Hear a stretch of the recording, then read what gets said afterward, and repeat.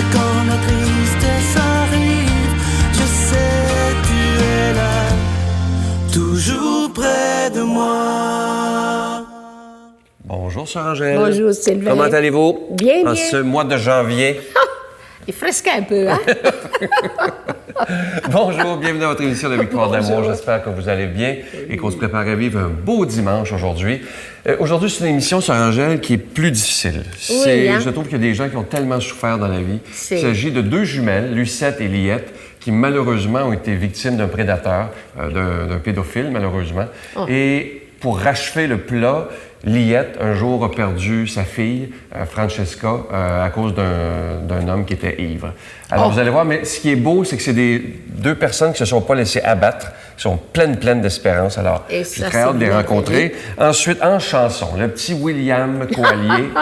C'est beau, on a entendu répétition, la chanson est absolument magnifique. C'est une chanson de Robert Lebel. Oui. Notre ami, comme j'appelle dire, le passionné de la parole de Dieu, l'abbé Robert Lemire, Franck Lomélie. Et pour nos 20 ans d'amour, j'avais rencontré en 2000 quelques, je me souviens plus, on va le savoir tantôt, Jocelyne Cazin. Oh oui! J'ai travaillé avec moi. Ah oui, très gentille d'ailleurs. À tantôt, OK, à tout à l'heure. Bonjour, Liette. Bonjour, Sylvain. Merci d'être là. Bonjour, Lucette. Bonjour, Sylvain. Merci. Je sais que ça prend beaucoup de courage pour venir parler de ce que vous avez vécu. Comment ça a commencé, tout ça? Si on recule dans le temps, là. Ça a commencé par, je dirais, de la manipulation. Ils savaient comme... ils se servaient des bonbons. Ils se servaient des Saint-Saëns. Il est embarqué dans tout, là. Le chantage, le jeu, c'est manipulateur. Et créer la jalousie aussi. Entre vous deux. Oui, il essayait de semer beaucoup, de donner plus à une qu'à l'autre.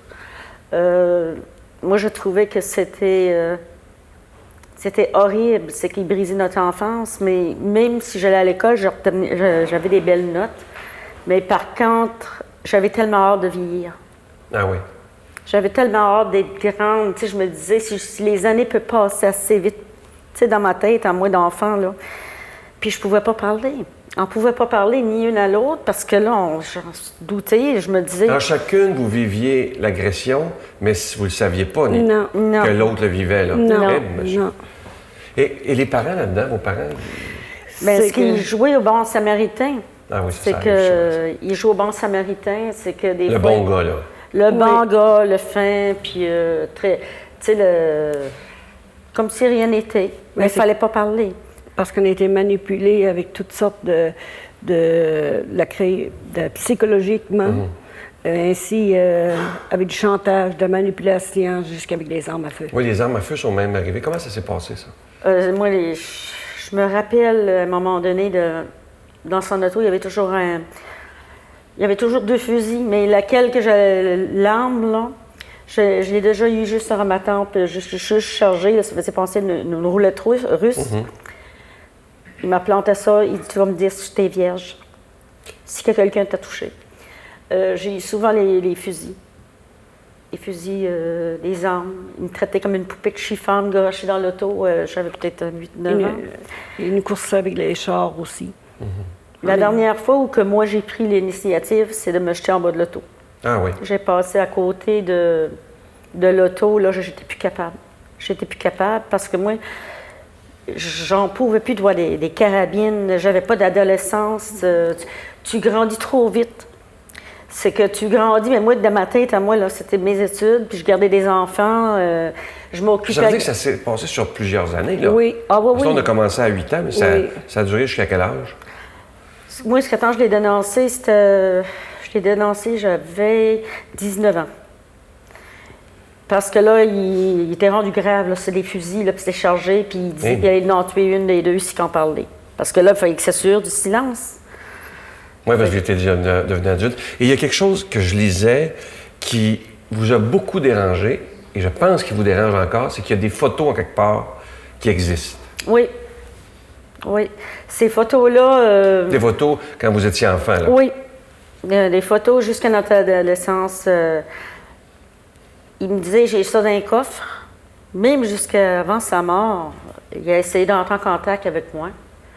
Puis il disait qu'il voulait me donner sa maison, il voulait me donner le char. Il nous a tenus en haleine là, de des promesses. Sauf que moi, j'ai dit, j'ai pas besoin d'argent sali. C'est que moi, j'étais capable de m'affirmer. Liette était un peu plus faible. C'est qu'à un moment donné, moi, j'étais plus capable. Là, j'étais perturbée parce que ça te perturbe tout le long de ta vie. Là, la vingtaine, là, je l'ai fui. Moi, je n'oublierai jamais aussi où ce qu'il y avait une croix. Ils prenaient des chemins différents. Puis un chemin, il élargissait plus en territoire pour nous atteindre. Des chemins de bois, moi j'avais peur des orignales, des orignaux, puis tout ça. Puis jusqu'à un moment donné où il a pris un fusil et puis le coup a décollé. Ça, j'ai encore le silement de aura ma tempe ici, là. Je vous écoute, j'ai l'impression de voir un film d'horreur. Comment vous faites pour rester aussi équilibré? La foi.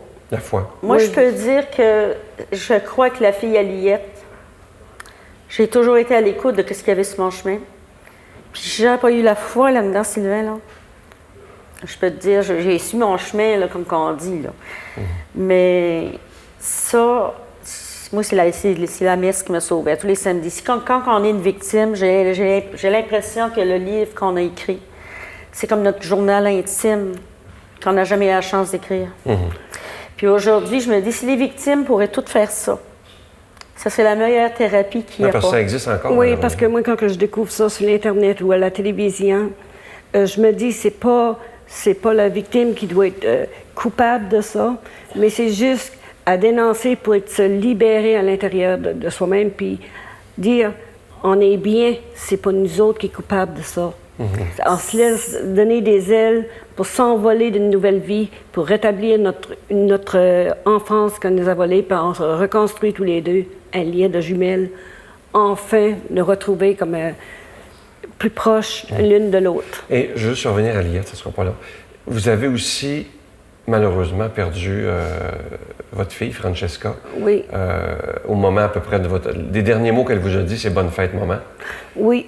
C'est ça. La veille, j'attendais un appel. Elle m'a dit « Bonne fête, maman ». Puis, ça n'a pas été un cadeau de fête. Mais je vais vous dire une chose, à chaque le jour de notre fête, anniversaire, j'y pense toujours que le téléphone sonne. Mais d'un autre côté, je sais qu'elle est comme un ange. Et elle est décédée frappée par quelqu'un qui est en état d'ébriété. Oui, avec des facultés affaiblies. Ça fait que moi, je suis dans Math Canada. Puis je suis fière de porter mon message de cœur à travers de ceux qui comprennent, ceux qui perdent leurs enfants uniques, que ce soit les blessés de la route. C'était une fille unique, en plus. Oui.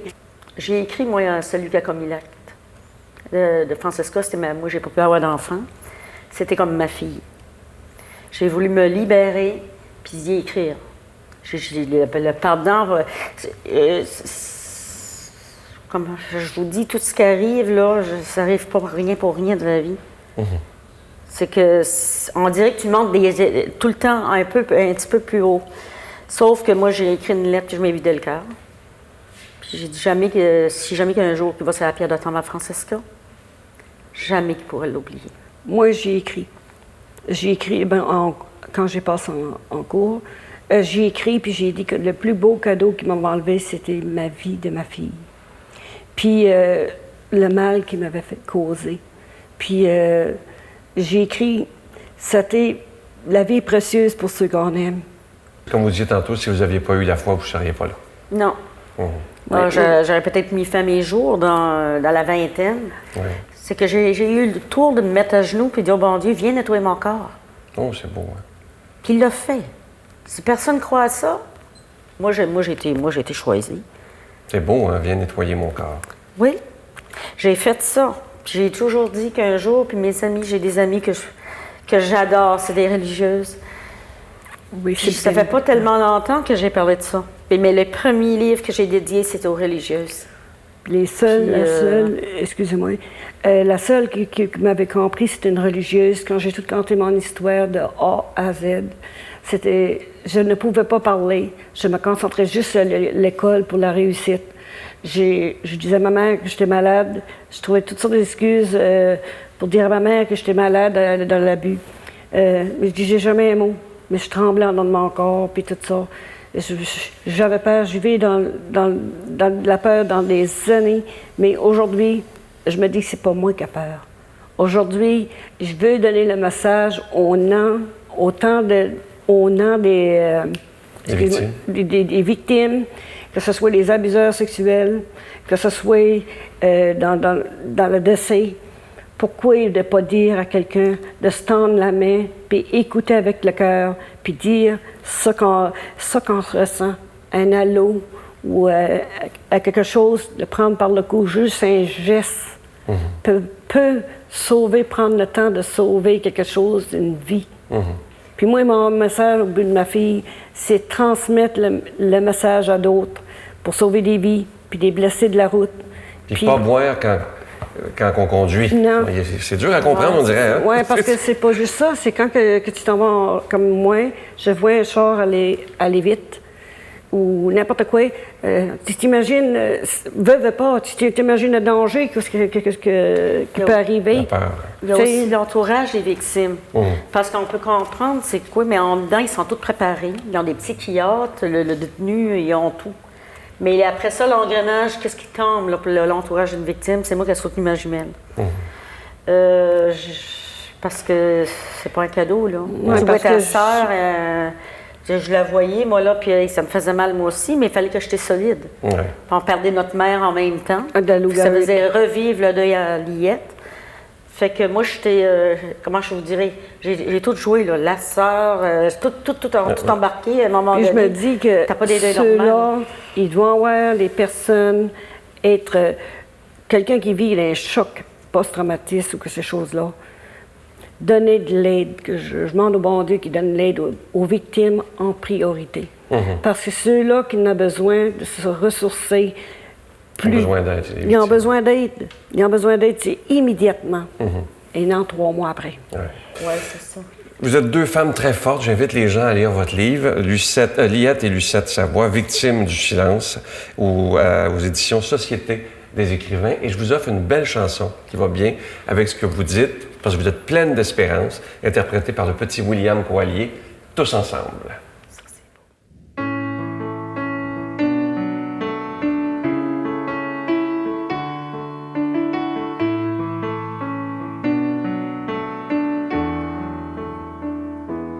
Tous ensemble, il me semble qu'on pourrait changer le monde. Toujours un jour, de cœur en cœur, par des gestes d'amour. Tous ensemble, il me semble qu'on pourrait changer le monde. En changeant tout d'abord son cœur. Mais pour cela, ne faut-il pas tant de fois apprendre encore à être vrai, apprendre à se connaître, être avant de paraître, s'aimer soi-même comme on est, garder les pieds sur terre et fuir l'imaginaire, les top modèles bien trop parfaits. Tous ensemble, il me semble qu'on pourrait changer le monde, de jour en jour, de cœur en cœur, par des gestes d'amour. Tous ensemble, il me semble qu'on pourrait changer le monde, en changeant tout d'abord son cœur. Mais pour cela, ne faut-il pas tant de fois apprendre encore à faire tomber les murs d'indifférence, les murs d'intolérance qui nous retiennent prisonniers, plus loin que la méfiance, croire en nos différences, et nous pourrions mieux nous aimer.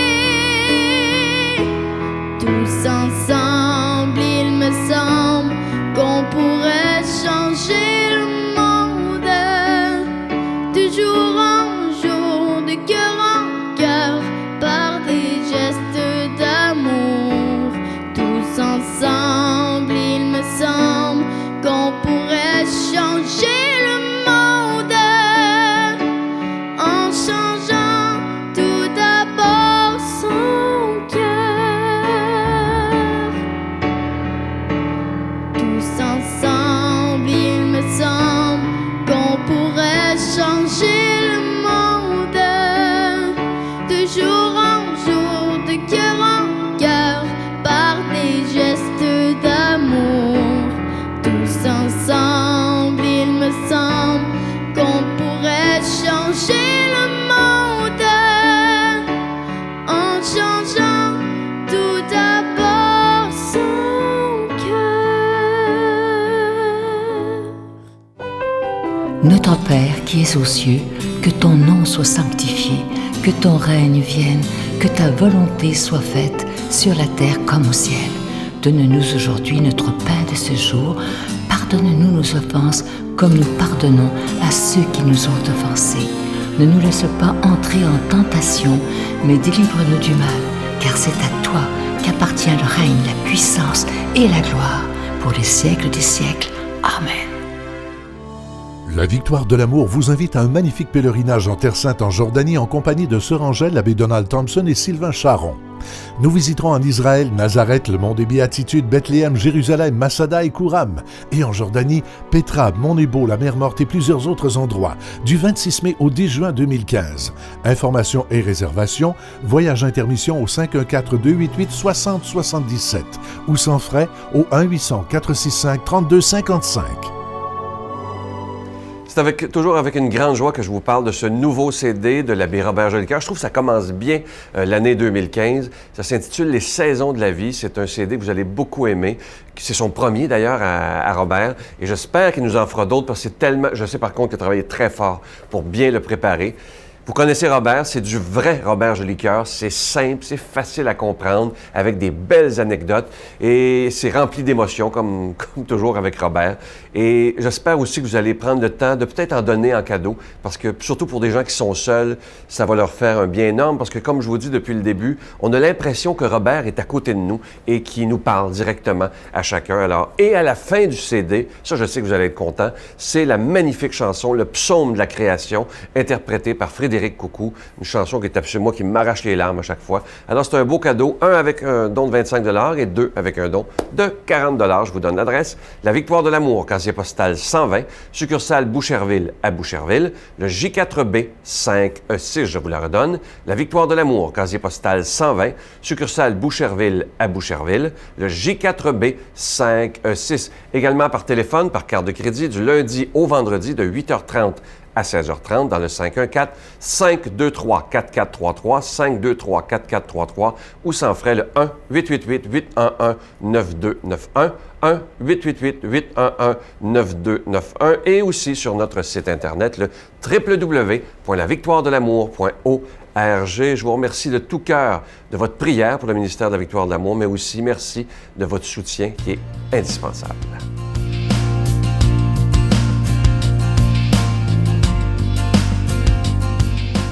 Et Sylvain, tu as fait une entrevue avec Jocelyne Cazin. Oui, imaginez, c'est en 2003. 2003? Oui, et on recule, ça fait longtemps, hein? Oui. Et je dois vous dire que ça a été tellement des beaux moments. Je me souviens, on avait mangé ensemble après. Et c'est une femme d'une simplicité. Et dans l'émission, dans l'entrevue qu'elle m'avait donnée, elle a vraiment ouvert son cœur. Et c'est là que j'ai découvert que c'est une femme qui a une grande foi. Absolument. Vraiment. Et c'est pour ça qu'elle explique dans l'émission aussi qu'elle a toujours voulu aider les autres. Et c'est pour ça, à l'époque, qu'elle faisait JE, Point de mire et tout ça. Oui. Et là, ça fait longtemps qu'on ne l'a pas vu, mais pour moi, c'est des très, très beaux souvenirs. Alors là, on recule dans le temps. 2003, avec Jocelyne Cazin.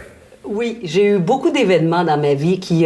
disons que je peux dire honnêtement que je n'ai pas eu une vie pavée de roses. Hein, c'est pas un jardin de roses, ma vie. Il a fallu que je travaille fort pour être là où je suis et pour être qui je suis aussi devenue. J'aurais pu mal tourner. Ah oui? Absolument. J'aurais pu mal tourner. J'ai eu des périodes dans ma vie qui n'ont pas été évidentes. Je parle dans ma jeunesse, là. J'étais une enfant, une adolescente troublée, c'est-à-dire, tu sais, la crise existentielle, là, quand on est ado et tout. Un peu révoltée même sur les bords, mais pas trop non plus. Je n'ai pas été délinquante, mais j'aurais pu le devenir. Toujours un peu limite, on va dire. Le soir, quand je me couche, vous serez peut-être étonnés, mais moi, j'ai une prière que je récite depuis plusieurs années qui s'appelle la prière de la sérénité. Ah oui, elle est belle cette prière. Bon, c'est une prière que j'ai piquée aux alcooliques anonymes et qui, pour moi, dit tout. Donne-moi la sérénité d'accepter les choses que je ne puis changer. Mon Dieu, que j'en ai besoin des fois. Ouais. Donne-moi le courage de changer les choses que je peux. Parce que ça m'en prend du courage. Parfois, c'est pas évident. Et donne-moi la sagesse d'en connaître la différence. Des fois, c'est dans la différence que je me mêle. Et c'est pas toujours évident. Hein? La différence entre la sagesse et le courage. Ouais. Je suis quelqu'un qui croit. Je pense qu'il y a une autre vie. Je pense qu'il y a des gens qui sont morts, mais qui sont, d'une certaine façon, toujours vivants. Est-ce que c'est une âme? Bon, on a appelé ça une âme. Un esprit? Je ne sais pas. Ouais. Là-dessus, j'ai pas d'expertise. Je le saurais bien assez vite, ça, c'est certain. Mais je pense qu'il y a quelque chose d'autre. Parce que sinon, à quoi ça sert? C'est absurde. Ça devient absurde. Tout à fait. Mon Dieu, donnez-moi la sérénité d'accepter les choses que je ne peux changer, le courage de changer les choses que je peux et la sagesse d'en connaître la différence. Amen.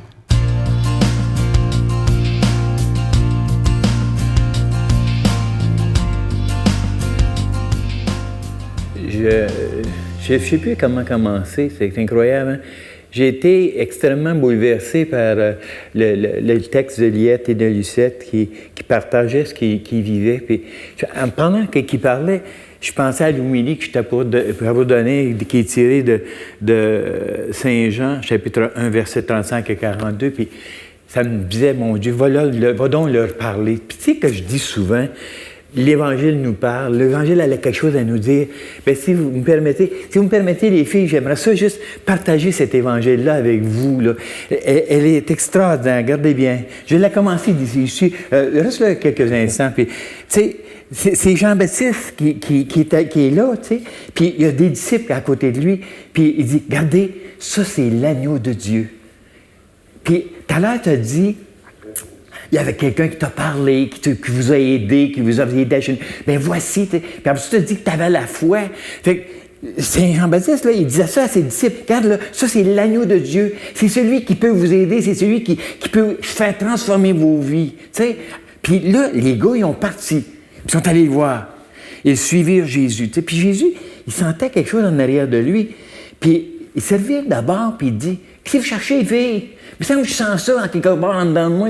Qu'est-ce que vous cherchez, tu sais? Puis toi, tu as dit tout à l'heure, moi, je cherchais à devenir propre, je cherchais à changer. Toi, tu as dit, je cherchais un sens à ma vie parce que tu en as vécu des choses extraordinaires, tu sais. Extraordinaires dans le sens du mot ou que c'est déchirant aussi. Fait que là, c'est comme si lui, il disait, qu'est-ce que vous cherchez? Puis là, tu leur as dit, à un moment donné, que c'était à cause de ta foi, tu avais avancé. Bien, le Seigneur, il dit, viens m'a montré comment. Puis c'est ça, il dit, hein, que c'est que chercher. Vous l'avez dit, vous avez partagé. À un moment donné, tu as dit, tu faisais des notes, tu écrivais, tu sais. Puis le Seigneur, il te demande, il ne force jamais la note. Jamais que Dieu va forcer la note. Il va juste te demander, qu'est-ce que tu veux de moi?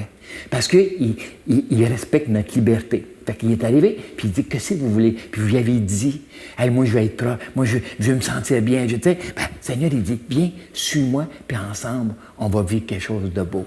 Puis ils sont partis, puis ils sont allés. Parce qu'il avait demandé, où tu demeures? Puis il dit, suis-moi, puis tu vas le savoir. Fait que Dieu, c'est comme si vous avez dit tous les deux, hey, suivez-moi, là, embarquez à cause de votre foi, venez, puis il va vous montrer le chemin. C'est ça extraordinaire, tu sais. Fait que là, les gars, ils ont vu, puis ils ont resté un bout de temps, comme vous êtes restés dans votre foi. Puis là, ce que je trouve extraordinaire, puis vous l'avez dit tous les deux, OK? Il dit, regardez bien ça, nous avons trouvé, les gars, les avots, ils partent, puis ils disent, hey, on a trouvé le Messie, hein? Puis il a emmené son frère, puis il dit, viens, on va aller le voir ensemble.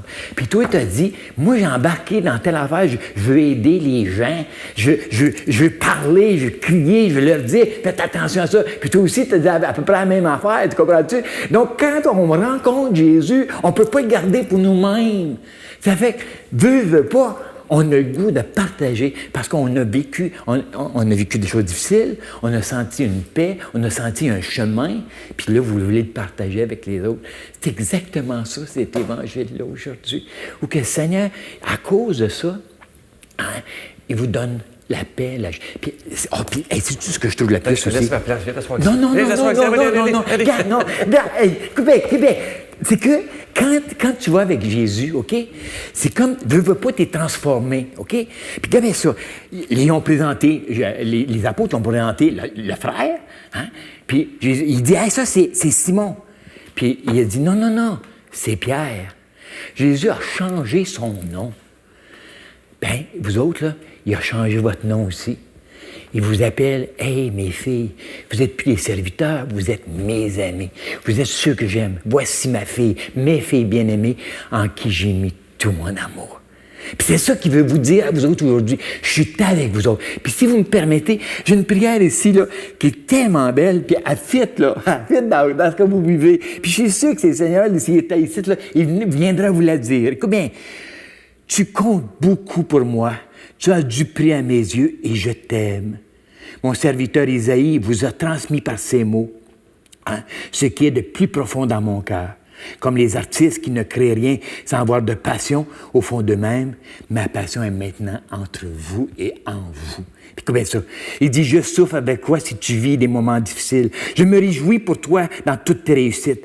D'ailleurs, ce que tu peux réaliser de plus beau pour me rendre gloire, c'est de faire fructifier tout ce que tu as à l'intérieur de toi. Cette beauté que vous avez découvert ensemble. C'est l'un des meilleurs chemins qui conduit au bonheur. C'est aussi le chemin qui t'amènera à aider vraiment les autres autour de toi.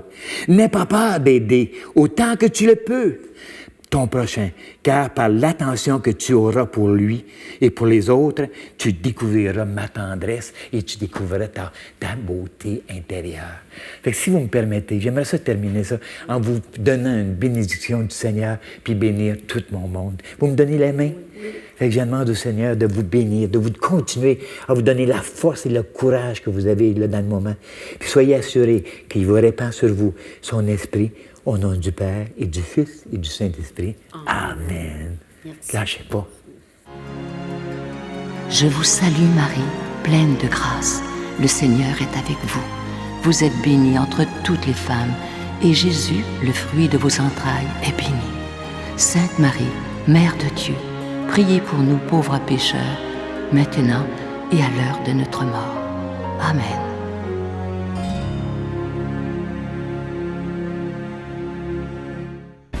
Venez célébrer avec nous le 20e anniversaire de la Victoire de l'amour en compagnie de Monseigneur Christian Lépine, archevêque de Montréal, l'abbé Robert Lemire, l'abbé Robert Jolicoeur, Dolly Dimitro, Jean-Marc Chaput, Sœur Angèle et Sylvain Charon, et en chanson, Miguel Padilla, William Coallier, Robert Lebel, Giorgia Fomenti et un mini-spectacle de l'unique Michel Louvain, le samedi 16 mai 2015 à 13h à l'Aréna Maurice-Richard de Montréal, Métro Vio. Coût du billet 25 $, taxes incluses. Réservez rapidement au 514-523-4433 ou sans frais au 1-888-811-9291.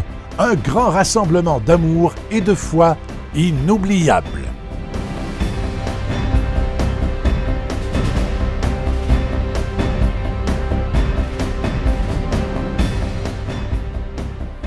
Sœur Angèle, je dois vous dire que j'ai beaucoup aimé le témoignage de nos deux invités. Ça prouve qu'il y a toujours de l'espérance. Toujours. Mais j'ai beaucoup aimé notre ami Robert, la façon qu'il a fait son homélie. Avec beaucoup de tendresse. Beaucoup de tendresse. Beaucoup d'amour. Ça paraît qu'il est passionné, je l'annonce toujours comme ça. Si. Il nous reste juste le temps de vous dire bye-bye. Bye-bye. À demain. Bonne journée. Bye.